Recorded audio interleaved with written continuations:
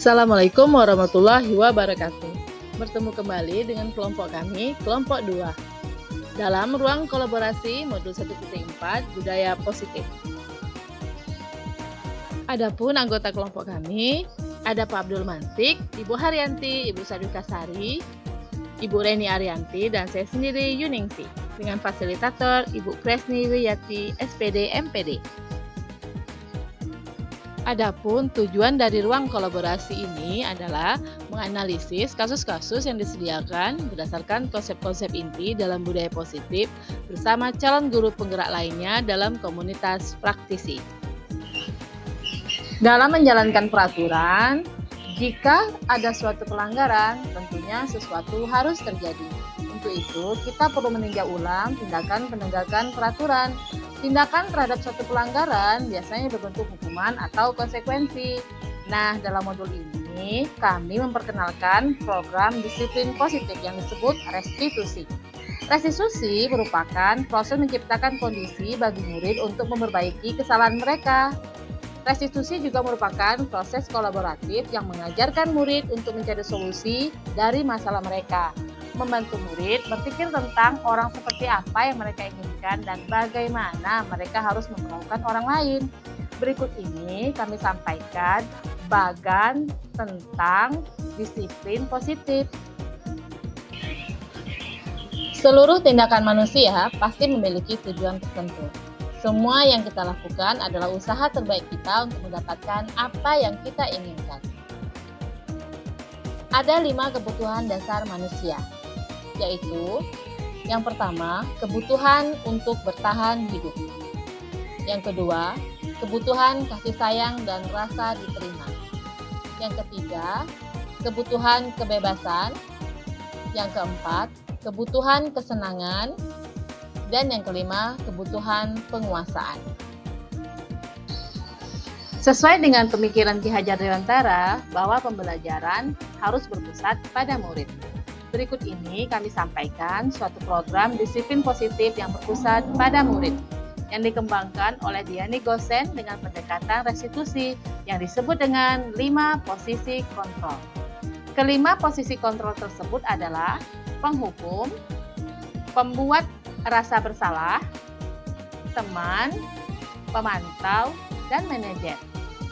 Jika dalam sekolah kita menghadapi suatu permasalahan, posisi yang terbaik untuk menanganinya adalah posisi manajer.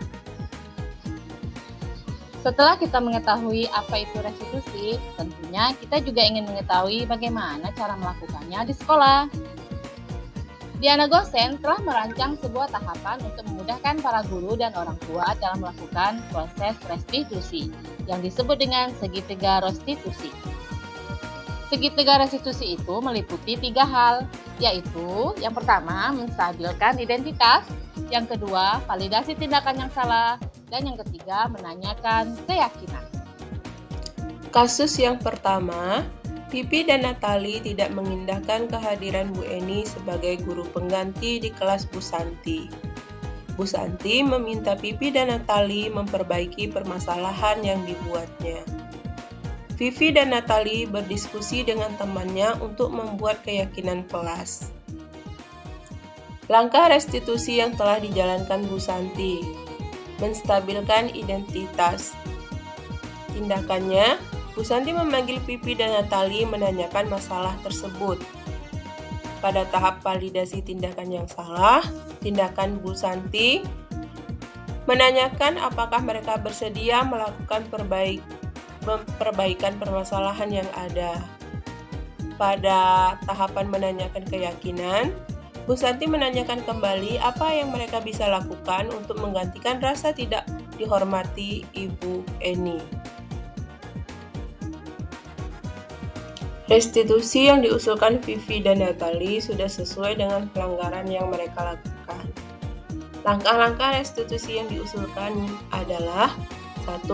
Mengadakan diskusi kelompok dengan teman-teman sekelasnya dengan tema penerapan keyakinan kelas, terutama tentang sikap saling menghormati dan bagaimana penerapannya di kehidupan sehari-hari di sekolah. Yang kedua, mengirim email kepada Ibu Eni tentang gagasan mereka tersebut.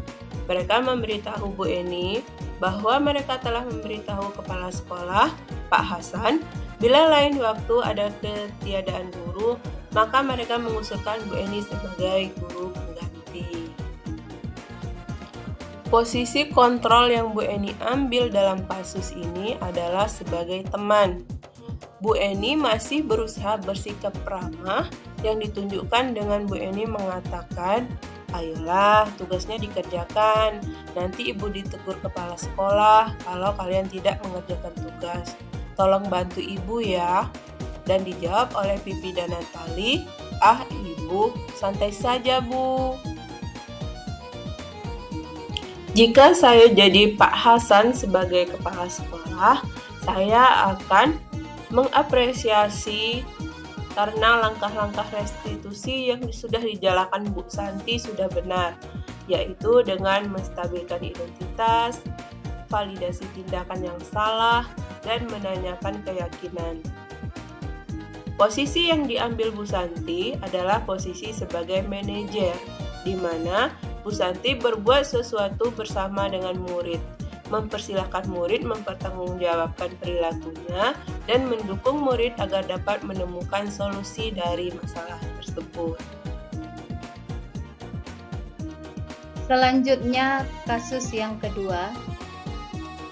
Sabrina salah memakai sepatu. Dia dihukum Pak Lukman karena melanggar peraturan sekolah, dan permintaan maaf Sabrina pun tidak diterima oleh Pak Lukman, sehingga Sabrina dihukum dengan tidak menggunakan sepatu seharian di sekolah. Sabrina pun merasa malu dan berdiam diri di kelas. Sikap yang diambil oleh Bapak Lukman adalah posisi penghukum, yang ditunjukkan dengan tindakan Pak Lukman mengatakan, "Ya sudah, kamu sudah melanggar peraturan." Pak Lukman tidak menerima permintaan maaf dari Sabrina yang ditunjukkan dengan kata-kata, "Tidak, kamu telah melanggar peraturan sekolah." Bila Bapak Lukman mengambil posisi seorang manajer, maka yang akan dikatakannya adalah, yang pertama, "Apa rencana kamu untuk memperbaiki hal ini?" 2. "Apakah kamu meyakini hal tersebut? Kalau kamu meyakininya, apakah kamu bisa memperbaikinya?" 3. "Kalau kamu memperbaikinya, kira-kira hal tersebut akan menggambarkan kamu seperti apa?" Jika saya sebagai kepala sekolah, nilai kebajikan yang dituju oleh peraturan harus sepatu berwarna hitam adalah keseragaman dan kedisiplinan. Sikap saya terhadap Pak Lukman, memanggilnya secara pribadi dan menyampaikan bahwa langkah yang diambil Pak Lukman itu salah. Seharusnya Pak Lukman jangan mengambil posisi penghukum, tetapi Pak Lukman harus mengambil posisi manajer, sehingga murid tidak marah, tidak mendendam, dan tidak agresif. Selanjutnya, kasus 3. Fajar bersikap acuh pada saat pelajaran bahasa Inggris. Nilai pelajaran bahasa Inggris Fajar tidak terlalu baik. Fajar tidak mengindahkan setiap nasihat yang diberikan Bu Dani. Posisi kontrol yang diambil Bu Dani adalah penghukum. Kebutuhan yang diperlukan Fajar adalah kasih sayang dan rasa diterima. Jika Ibu Dani berperan sebagai pemantau, yang dikatakannya adalah, "Apa yang telah kamu lakukan? Jika kamu tidak memperhatikan, apa konsekuensinya?" Jika saya kepala sekolah, maka saya memanggil Fajar, wali kelas dan orang tua Fajar terkait dengan sikapnya. Kemudian memanggil Ibu Dani secara pribadi dan menyampaikan bahwa langkah yang diambil itu salah. Seharusnya jangan mengambil posisi penghukum, tetapi Bu Dani harus mengambil posisi pemantau dan manajer, sehingga murid tidak marah dan tidak menyimpan dendam.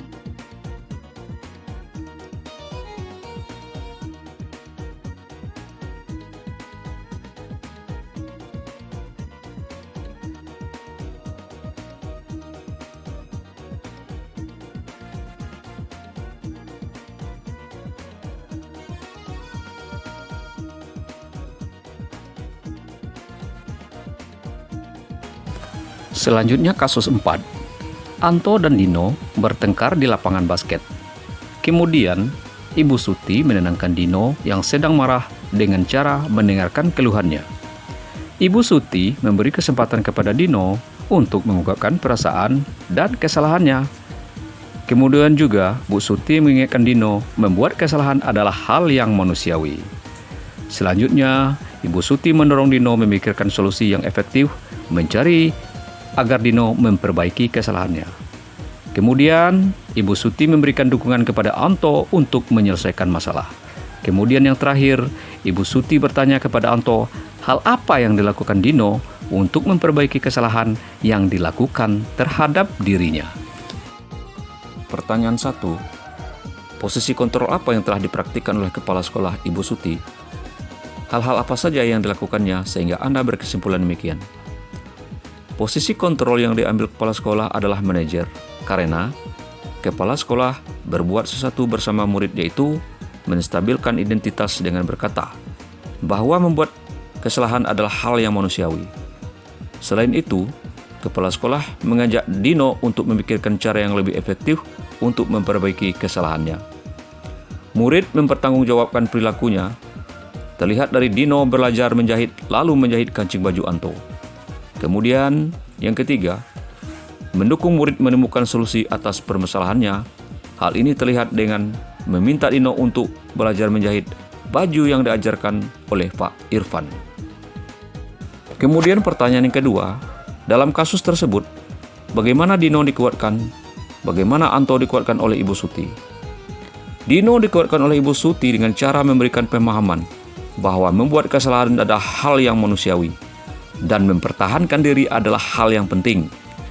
Kemudian memberikan penguatan kepada Dino untuk memperbaiki kembali kancing baju Anto. Kemudian, Anto dikuatkan dengan cara memberikan kesempatan kepada Anto agar Dino memperbaiki kesalahannya. Pertanyaan 3. Kira-kira nilai-nilai kebajikan keyakinan sekolah apa yang dituju dalam kasus tersebut? Jelaskan. Nilai-nilai kebajikan atau nilai keyakinan yang dituju adalah: pertama itu adalah bertanggung jawab. Kemudian kedua, kontrol diri dan kesabaran. Kemudian yang ketiga, pemecahan masalah.